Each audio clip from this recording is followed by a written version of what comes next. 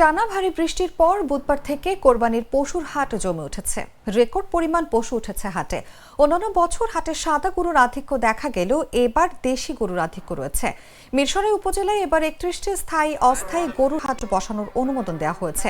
উপজেলার করের হাট ঘুরে দেখা যায় ঐতিহ্যবাহী এ বাজারে কয়েক হাজার গরু ও ছাগল বিক্রির জন্য তোলা হয়েছে। এসব পশুর মাঝে বেশিরভাগই দেশীয় পদ্ধতিতে লালন পালন করা। তবে অন্যান্য বছরের ন্যায় এবার বাজারে সাদা গরুর আধিক্য কম দেখা গেছে।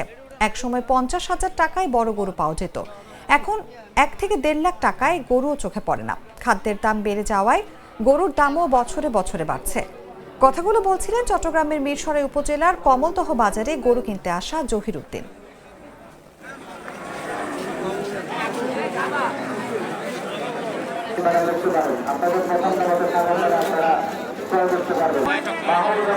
আমাদের মিরসরাইতে প্রায় 55,000-এর উপরে গবাদি পশু, ইনক্লুডিং ছাগল, ভেড়া, মহিষ সহ গবাদি পশু প্রায় 55,000-এর উপরে মজুদ আছে।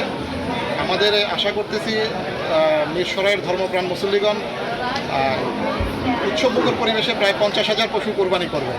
তার মধ্যে গবাদি পশু হয়তো 25 থেকে 30,000 এবং ছাগল, ভেড়া, মহিষ।